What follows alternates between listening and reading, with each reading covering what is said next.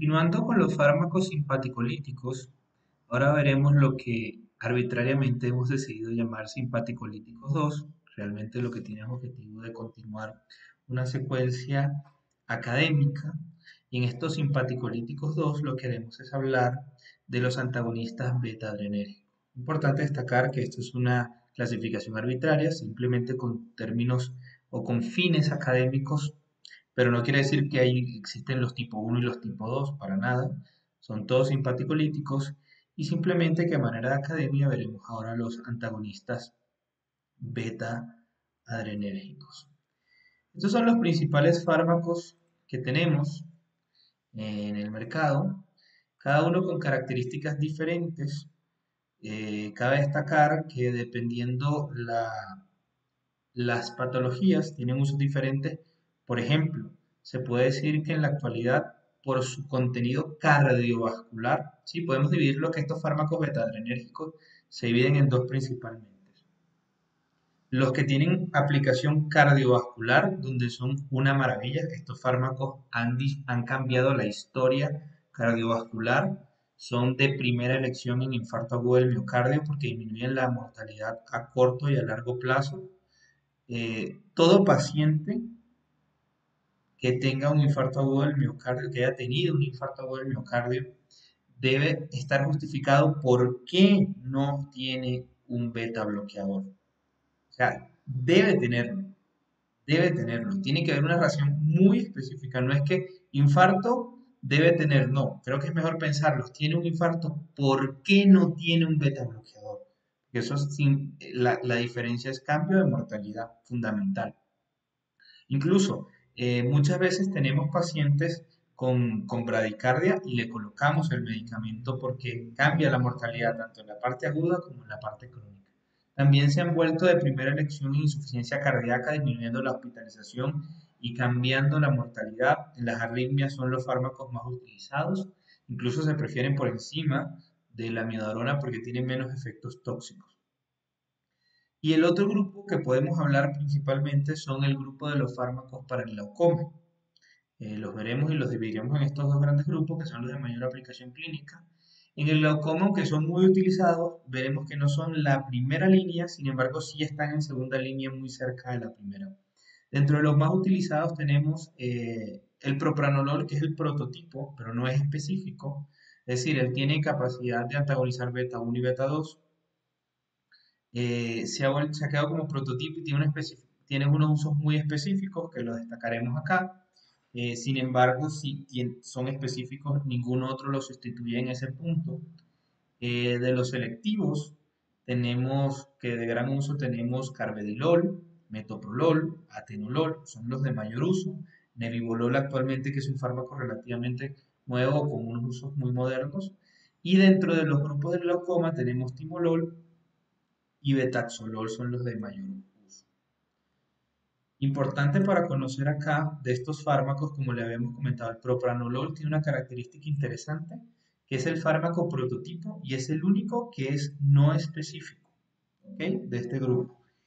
Cabe destacar que no existen fármacos beta 2, antagonistas beta 2 de importancia clínica, porque lo que harían es una broncoconstricción y no tendría sentido, ¿no? No tenemos al día de hoy, porque la medicina es muy cambiante, no tiene ninguna aplicación clínica. Por lo tanto, centrémonos en que tenemos o antagonistas no selectivos como el propranolol o antagonistas selectivos beta 1. Y ellos se dividirán porque tienen algunas otras características importantes. Aquí tenemos los de mayor uso. Podemos ver en este gráfico señalado, ¿sí? Cuáles son los de primer uso. Empecemos con el propranolol. Es el prototipo, es un antagonista no específico y una de sus características fundamentales desde el punto de la relación estructura química y la farmacocinética es que es el fármaco más liposoluble. Los beta bloqueadores son muy liposolubles, porque recuerden que ellos tienen que tener grandes volúmenes de distribución, incluso muy cercanos a 4 litros por kilogramo, pero el propranolol es el más liposoluble. Y es aquí donde es importante una característica que es el único de ellos que está indicado para tratamiento de la migraña, pero en el caso de profilaxis. ¿Sí? Y hago este detalle con la finalidad de que se distribuya esto, porque hay muchas veces tratamiento para la migraña, no, no, son dos cosas diferentes. No, ¿con qué se trata la migraña? Se está tratando con propanolol, no, no, no se está tratando. Una cuestión es prevención y otra cuestión, o profilaxis, que es lo mismo, y otra cuestión es tratamiento. Entonces, empecemos por eliminar el primer error que es el tratamiento profiláctico. No, no, no, eso no existe, tratamiento profiláctico no. Para profilaxis de migraña tenemos propranolol. ¿Por qué? Porque es el fármaco más liposoluble. Es el que puede atravesar la barrera hematoencefálica y puede llegar allá. ¿Ok? Por otro lado, los fármacos que no son tan liposolubles, pues llegan al tejido cardiovascular donde nos importa. Y otro punto negativo que también tiene por ser tan liposoluble, que muchas veces es importante, es la capacidad que tiene fácilmente para entrar al hígado. Y en el hígado es importante porque tiene uno de los efectos adversos que vale la pena destacar. Entonces, dentro de la estructura química y la farmacocinética, a destacar la liposolubilidad de el propranolol. Muy bien. Y pues determinamos obviamente que ellos es no selectivo. Y luego podemos hablar del otro grupo de fármacos. Dentro de este grupo de fármacos podemos hablar de atenolol y metoprolol, que son prototipos muy buenos de fármacos antagonistas beta 1 selectivos. Tienen eficacia similar, el uso varía, sin embargo, una diferencia, ambos tienen la misma indicación. Algo interesante con metoprolol es el tipo de sal que tenga, aunque eso es algo más de terapéutica, pero es importante que se conozca, no es lo mismo que un metoprolol tartrato, que es la sal, que un metoprolol succinato. La diferencia es completamente diferente, la vida media y todo. Entonces es importante cuando el paciente consuma metoprolol, cuál de los dos es el que está consumiendo. Atenolol pues tendría la misma eficacia, de hecho evidencia muy parecida. Una diferencia entre atenolol y metoprolol, y sí, metoprolol podría ser la función hepática. Atenolol tiene menos metabolismo hepático, por lo tanto en aquellos pacientes que tengan hepatitis o estén con una falla renal importante y quisiéramos evitar tocar este órgano, podríamos utilizar atenolol en lugar de metoprolol. De resto, las características son poco, o las diferencias son poco relevantes. Otro fármaco, betaxolol, esto lo dejaremos para la parte cuando comparemos con timolol, aparte, hablando de glaucoma. Carvedilol es un fármaco muy importante porque además de tener actividad antagonista beta 2, antagonista beta 1, también tiene antagonismo alfa 1 que lo sitúa al lado de lo que es el labetalol. Estos dos fármacos se podrían comparar. Una ventaja muy importante o las diferencias es que el labetalol, una característica, tiene un metabolismo muy interesante en el primer paso. Sin embargo, está disponible endovenoso y es uno de los fármacos de elección para el tratamiento de las urgencias o sí, de las emergencias hipertensivas, perdón, y podría ser una alternativa para las pacientes que tengan hipertensión gravídica, porque no le causa toxicidad al feto.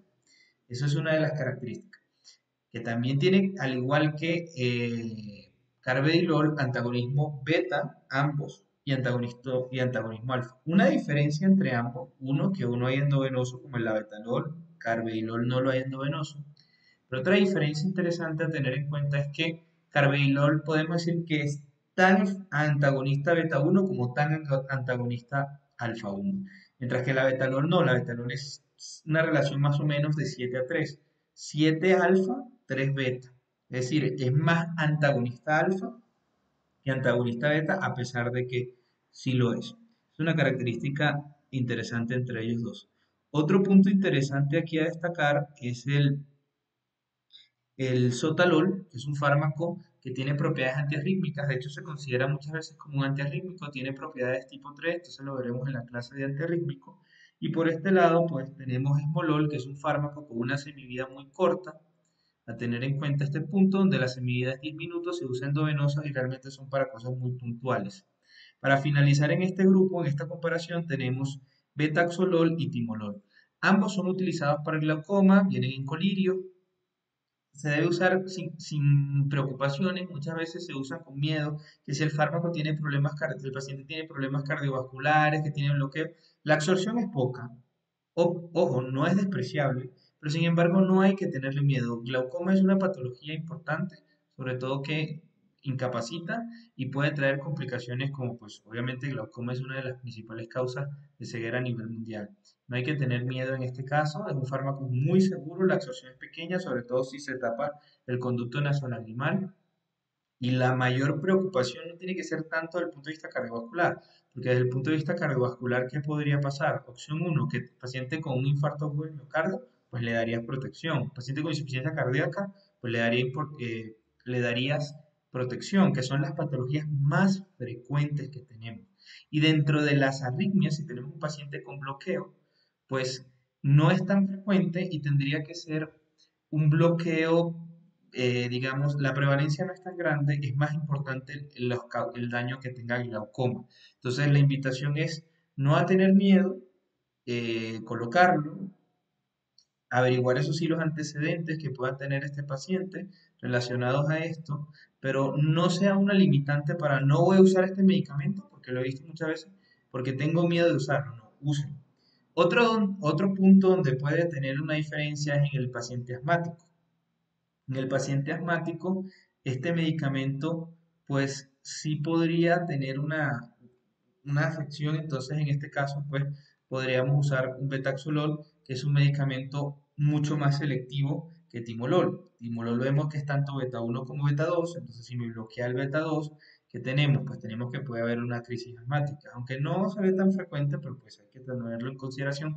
Hay pacientes con una hiperreactividad bronquial muy importante, entonces en esos pacientes ahí sí me justificaría, en vez de usar un timolol, utilizaría un betaxolol.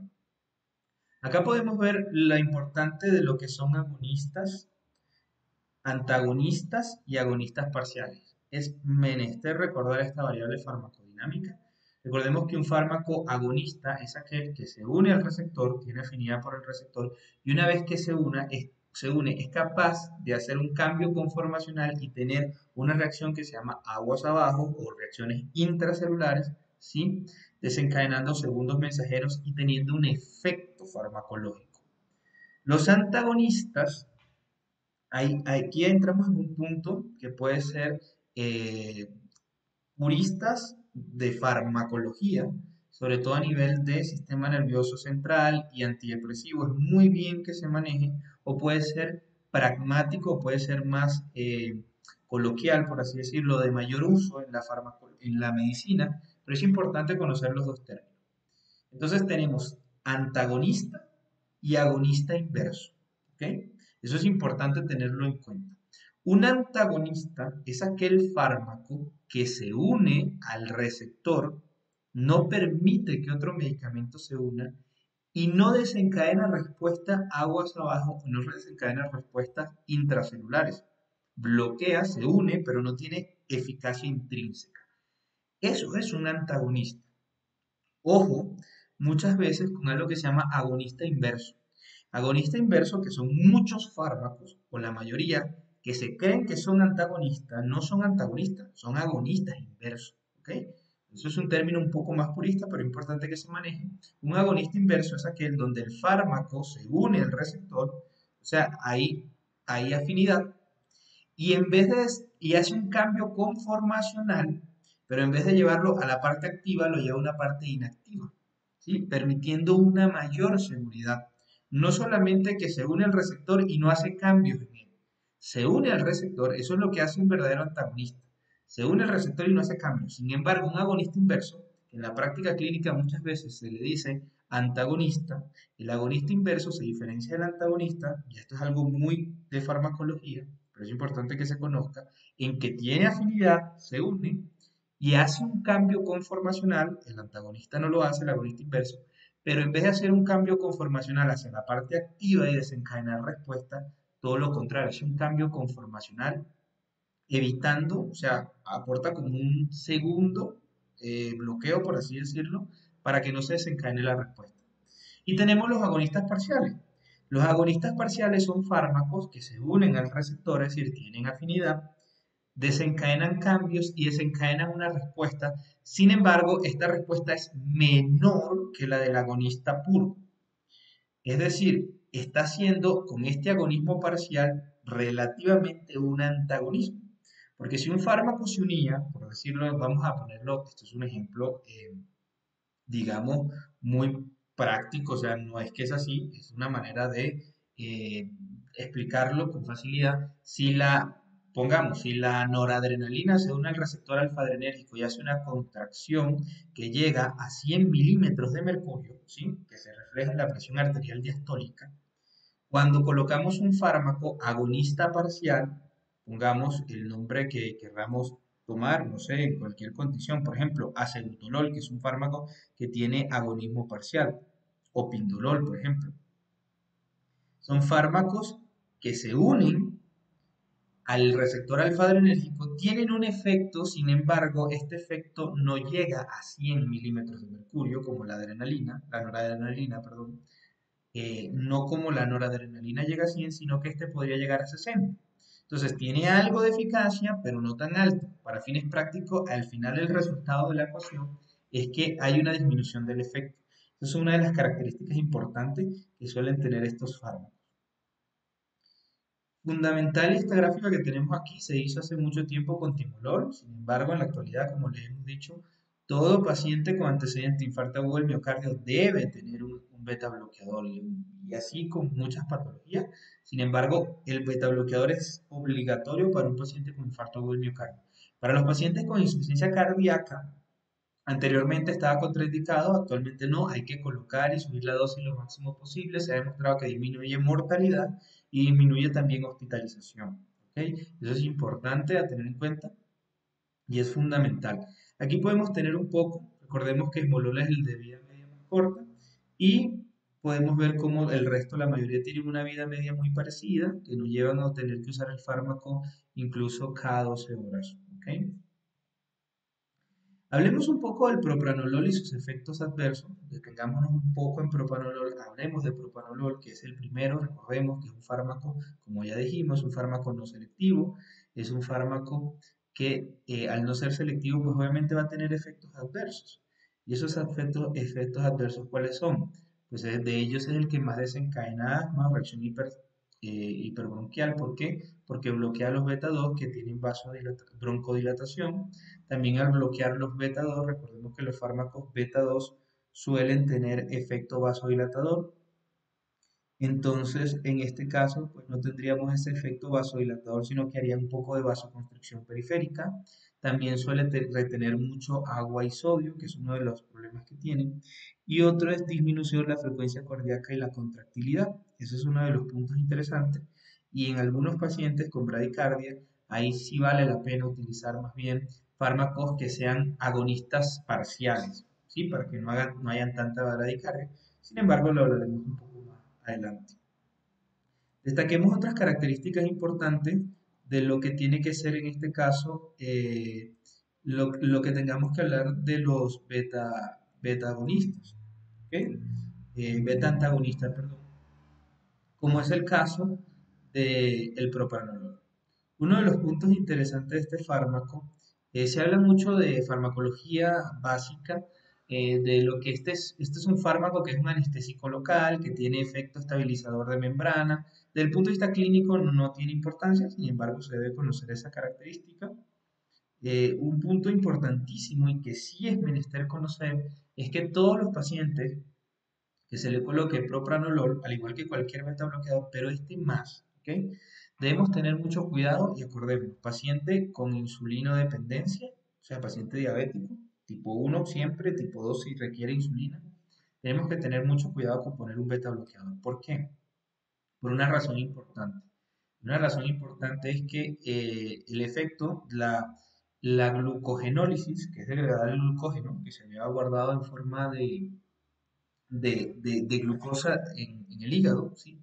En forma de almacenamiento, que es el que usa el paciente en ayuna, es estimulado por los receptores beta 2 y por lo tanto propranolol lo inhibe. Entonces me puede llevar a una hipoglicemia en ayuna, o puede ser que no tenga un efecto compensador porque también inhibe la liberación de glucagón, Recuerden que el glucagón es una hormona hiperglicemiante. Entonces, si el paciente se pone insulina, tiene este fármaco, pues no va a tener el efecto contrarregulador si se pasa de insulina o si no ha comido. Y además también enmascara, al igual que los demás beta 2, es decir, los beta 1 selectivos no tienen tanto este problema porque ellos no afectan los beta 2. Sin embargo, todos los beta bloqueadores deben manejarse con cuidado. ¿Por qué? Porque enmascaran los efectos adversos de la hipoglicemia, como es el nerviosismo, lo enmascara, la taquicardia, la enmascara y el temblor, que son unos signos típicos. Entonces, puede llevar a que la hipoglicemia sea sintomática del punto de caída, de inconsciencia, incluso puede llevar hasta convulsiones. ¿Por qué? Porque los primeros signos fueron enmascarados por los betabloqueadores. Entonces, paciente diabético, betabloqueador, ojo con esto, ¿ok? Sobre todo en ese orden de escala propranolol, porque además inhibe la glucogenólisis, la liberación del glucagón y el resto por esta parte. Otra característica a destacar del propranolol y que vale la pena tener en cuenta dentro de las negativas, estamos hablando primero de las negativas para caer definitivamente en lo que son sus indicaciones, y es que los fármacos, los receptores beta 3 se encargan de la lipólisis, ¿sí? De degradar los ácidos grasos que son llamados colesterol malo, que realmente nosotros conocemos como lipoproteínas de baja densidad, las LDL. Entonces, este fármaco, al ser inespecífico, bloquea la enzima que se encarga de la lipólisis y por lo tanto vamos a tener un balance del colesterol inadecuado. Va a disminuir el HDL y va a aumentar el LDL. Eso es una consecuencia cardiovascular importante que hay que manejar, que los betabloqueadores selectivos, como son atenolol, propranolol, no lo presentan, porque recuerden que este mecanismo es por beta 3. Ahora muy bien, caigamos específicamente ahora sí en cuáles son las ventajas que tiene este medicamento, que son importantísimas, y cuáles son realmente sus indicaciones que el día de hoy nos lo mantienen en el mercado. La primera es que, a diferencia de los otros receptores beta, lo podemos utilizar o se debe utilizar en el caso de hipertiroidismo, porque tiene la característica de inhibir la conversión periférica de la hormona. Entonces, es un punto donde los otros beta bloqueadores no pueden llegar a competir. Otro punto interesante de este medicamento, donde lo podemos tener muy bien especificado, perdón, es a nivel de la profilaxis de migraña, donde tampoco podrían entrar los otros beta bloqueadores, aunque se han hecho trabajos, no son convincentes y por farmacocinética no lo apoyaría cualquier otro. Otro punto importantísimo y a considerar de este fármaco, que podremos decir incluso que son los de mayor o uno de los de mayor uso, conjuntamente con los que hemos nombrado anteriormente, tiene que ver con la indicación de pacientes que tengan hipertensión portal. Pacientes con hipertensión portal, aquí sí solamente está propranolol, ¿ok? No entra en ningún otro grupo, estamos hablando de las específicas, y son aquellos que nos sirven como profilaxis primaria y secundaria para pacientes con hipertensión portal y que tengan varices esofágicas, pero que, esta hipertensión portal no esté descompensada o no esté muy avanzada o no tenga ascitis, síndrome patorrenal, ¿ok? Sin embargo, si el paciente, aunque haya sangrado y tenga varices, pero no está descompensado, su cirrosis hepática se debe usar como profilaxis al sangrado. Es fundamental conocer, esto aparece poco en los libros, pero se utiliza mucho en la práctica clínica con muy buena evidencia, o pues dentro de las patologías que tenemos son las de que mayor evidencia tienen. Hablemos un poco de lo que son ahora el glaucoma y cómo se trata el glaucoma. El glaucoma, muy bien saben que el glaucoma es una patología a nivel intraocular que es importante destacar. El glaucoma lo podemos dividir en dos grupos. Un grupo, una clasificación que tiene que ver con el ángulo. Tenemos glaucoma de ángulo abierto y glaucoma de ángulo cerrado. El glaucoma de ángulo cerrado tiene que ser quirúrgico, es una urgencia quirúrgica, se debe tratar de inmediato. El glaucoma de ángulo abierto se puede colocar una válvula, se puede colocar tratamiento crónico.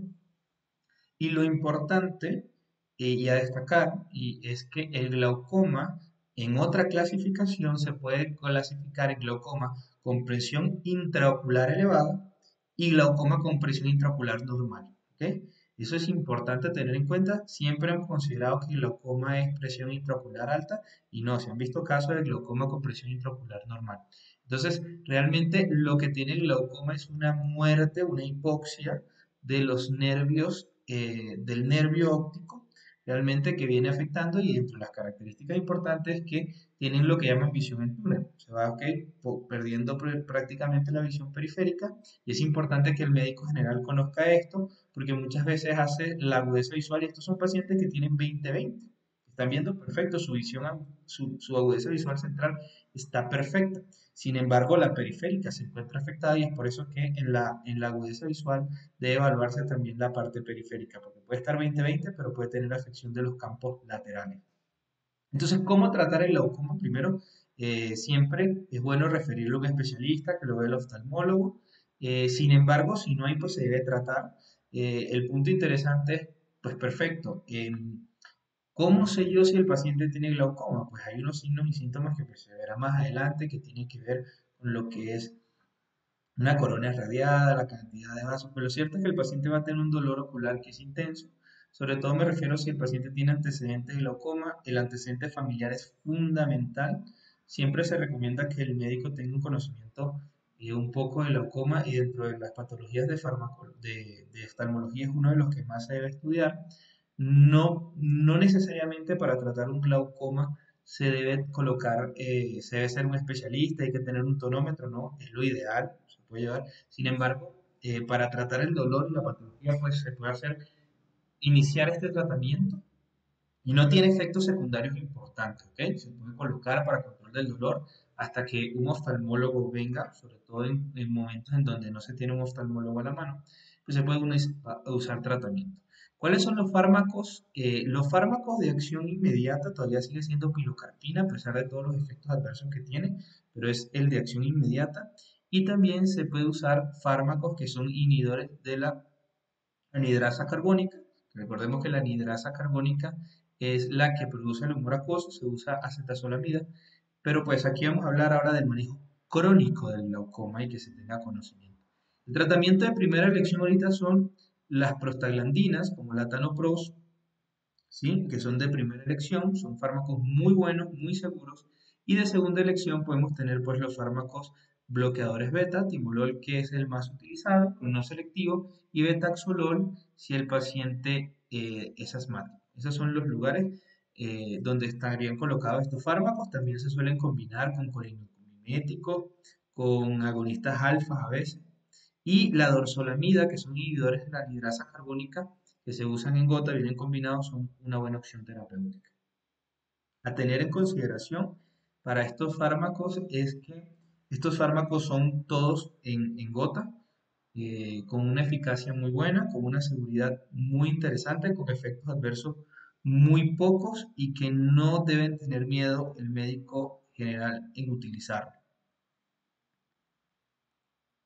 Aquí tenemos un poco ya a manera de resumen cómo son los mecanismos de acción que tiene cada uno y cuáles serían los efectos adversos. Aquí ya hemos visto cómo son los medicamentos adrenérgicos betas, cómo se podrían utilizar a nivel de fármacos para el glaucoma. Sería como un repaso que tenemos acá para que se detalle un poco los efectos adversos, que casi siempre son hiperemia, irritación ocular o sensación de cuerpo extraño. Sí interesa revisar acá las características o para lo que queda ya cada fármaco, el propranolol, ya lo hablamos, migraña, hipotiroidismo. Realmente, como le dije, también para profilaxis de migraña y profilaxis de sangrado en pacientes con cirrosis. A nivel de glaucoma, timolol, importante, atenolol, metoprolol son los más utilizados para eh, posterior infarto, carvedilol también. Un punto interesante en ellos y a tomar en cuenta es que nebivolol tiene un aumento de producción de óxido nítrico. Es una característica que clínicamente no está muy bien establecida, los ensayos clínicos no han demostrado una eficacia muy importante, pero pues se tiene esa característica. Los cardiólogos suelen utilizarlo mucho por los beneficios de la vasodilatación y la inhibición plaquetaria que tiene el óxido nítrico. Entonces es a destacar ese punto. Y acebutolol y pindolol, que son dos fármacos que además tienen capacidad simpático-mimética intrínseca. ¿Qué quiere decir esto? Que son agonistas parciales, lo que habíamos hablado. ¿Y dónde se usan estos fármacos muy bien? Pues estos fármacos se pueden utilizar muy bien en pacientes que tengan bradicardia, ¿sí? Entonces son aquellos pacientes que tienen infarto agudo del miocardio, por ejemplo, pero están muy bradicárdicos, ¿sí? O son pacientes hipertensos que tienen bradicardia. Estos fármacos beta bloqueadores no son de primera reacción en hipertensión, pero en infarto agudo del miocardio sí, entonces son aquellos pacientes que necesito ponerle un beta bloqueador para prevenir las arritmias. Sin embargo, el paciente está muy bradicárdico, entonces le pongo el beta bloqueador y paso la bradicardia, una bradicardia sintomática que puede ser un síncope y pues puede empeorar la situación. Estas son unas de las condiciones donde se pueden usar estos fármacos muy bien. Para finalizar, pues aquí hemos hablado en hipertensión, mejor utilizar los antagonistas beta 1 selectivos. Para glaucoma ya vimos cuáles son, en migraña no hay discusión, es propranolol. Eso, propranolol dentro de los beta bloqueadores. Existen otros fármacos como el topiramato y otros que tienen también tenemos ácido valproico que tienen otro mecanismo de acción, no es el único. La tirotoxicosis, sí, metoprolol. Las profilaxis de arritmia, los betabloqueadores, ¿sí? Cualquiera, no propranolol, usemos mejor los selectivos. Recordemos que los betabloqueadores son ideales para tratar arritmias supraventriculares, ¿sí? Aquellos que vienen de la aurícula y de las ventriculares no tiene efecto. La única que tiene el efecto es en la taquicardia ventricular inducida por el ejercicio. Es la única donde tendría ese efecto. En la angina de pecho, sin duda alguna, los betadores selectivos. ¿Cuáles son los efectos adversos y que valen la pena destacar? Fatiga, ¿sí? Broncoconstricción. Recuerden que estos fármacos son selectivos. La broncoconstricción sobre todo viene del propranolol. Sin embargo, cualquier beta 1 a dosis elevada, recordemos que estos fármacos son selectivos parcial. Una vez que se llenan todos los receptores beta 1, pues pasan a los receptores beta 2. Ellos tienen una relación que puede ser 10 a 1 o 100 a 1. Sin embargo, no es de extrañar que los pacientes que tengan algún polimorfismo en el receptor beta 1, pues estos fármacos vayan al beta 2 donde se puedan unir. O si son dosis elevadas de beta 1, pues terminan teniendo efecto. Disfunción sexual en comparación con los fármacos que vimos anteriormente, con el prazosin. Esto no afecta la eyaculación, ¿ok? No tiene nada que ver con los músculos, con la eyaculación ni con los receptores alfa, que son los que están involucrados. Sin embargo, si hay disfunción sexual, se ha descrito, sobre todo con aterolol o los beta 1, se ha descrito pérdida de la libido y además, importante, disfunción eréctil. Este es un efecto poco común, es un efecto de uso crónico, no es que la primera dosis se va, no se presenta siempre en pacientes que duran años consumiéndolo y es un efecto que se retira el fármaco y regresa la libido y regresa la erección siempre y cuando no haya afección pues que vaya más allá. Sobre todo recordemos que estos son fármacos que también se le han pegado un poco injusto en el sentido de que los pacientes que usan un beta bloqueador es porque han tenido infarto. Si han tenido infarto, recuerden que tienen placa de ateroma y la placa de ateroma si está a nivel de las arterias coronarias, pues obviamente los cuerpos cavernosos, en las arterias de los cuerpos cavernosos va a estar presente. Entonces es un poco de confusión, pero pues es importante que si el paciente lo presenta, está presentando disfunción eréctil, pues se puede cambiar el fármaco y buscar una alternativa, siempre y cuando esté presente esto. Si es un paciente con infarto agudo del miocardio o con angina estable, no, este fármaco no se debe retirar porque cambia la mortalidad y lo que debemos buscar son fármacos que más bien promuevan la parte de la función sexual en vez de retirar este medicamento. Un punto importante es las reacciones adversas que tienen estos fármacos que son conocidas como reacciones adversas de tipo en o de finalización. Esas hay que tenerlo en cuenta, que son aquellos pacientes que tienen uso crónico del medicamento, pues obviamente, ¿qué vamos a tener? Vamos a tener un upregulation, tratando estos receptores beta adrenérgicos, volviendo cada vez nuevos, para tratar de llegar al efecto. Y cuando se retira el medicamento, si se hace de forma brusca, pues van a estar todos esos receptores y va a haber esa liberación exagerada de neurotransmisor que termina desencadenando lo que es una crisis hipertensiva. Entonces, para evitarlo, lo que se debe hacer es una disminución progresiva. ¿Sí? Se dice que el fármaco se debe retirar idealmente en 3 meses, pero óptimo en un mes, o sea, no necesariamente tendríamos que llevarlo hasta 3 meses, pero en un mes que son los que ocurren los cambios genéticos, después de los 21 días ya empezamos a ver cambios en las transcripciones, entonces puede decir que vamos retirando progresivamente. En un aspecto puede ser disminuyendo la dosis, posteriormente haciendo espaciarlo en un día sí y un día no, así hasta que se retire el fármaco completamente. Y eso sí, se va retirando el fármaco y se va colocando otro antihipertensivo, por supuesto. Vale la pena que antes de finalizar la clase destaquemos algunas características importantes de los betabloqueadores que no debemos olvidar, que siempre son importantes en este caso. Por ejemplo, debemos recordar fundamentalmente que los pacientes que tengan diabetes, ¿sí? Debe tenerse mucho cuidado con usar los beta bloqueadores, propranolol por la hipoglicemia, ya dijimos por qué, y los otros beta bloqueadores por enmascarar el sistema de defensa o los síntomas. Debemos recordar muy bien lo que tiene que ver los beta bloqueadores con el balance cardiovascular y lo que tiene que ver específicamente con lo que es el LDL, disminuir el HDL. No olvidar que los selectivos son un grupo, pero que a pesar de ser selectivos, ellos son 50 100 veces más selectivos por el beta 1 que beta 2. Sin embargo, a altas dosis pueden tener efecto beta 2 o por polimorfismos en el receptor pudiera tener mayor especificidad por el beta 2, aunque sea, y esos son los pacientes que se le da dosis de atenolol 50 o 25 de metoprolol, que son dosis terapéuticas que hacen broncoconstricción y no entendemos por qué. Pues seguramente está asociado a esto. Recordemos que hay fármacos como pindolol o acebutolol que tienen aquellas la capacidad de estimular débilmente los receptores beta 1 beta 2. Son ideales para aquellos pacientes con, como dijimos, con bradicardia sintomática o aquellos pacientes asmáticos de difícil control que necesitamos colocarle un beta bloqueador, pero que además necesitamos que tenga ese efecto agonista beta 2, pues estos fármacos como pindolol o acebutolol pueden tener ese efecto.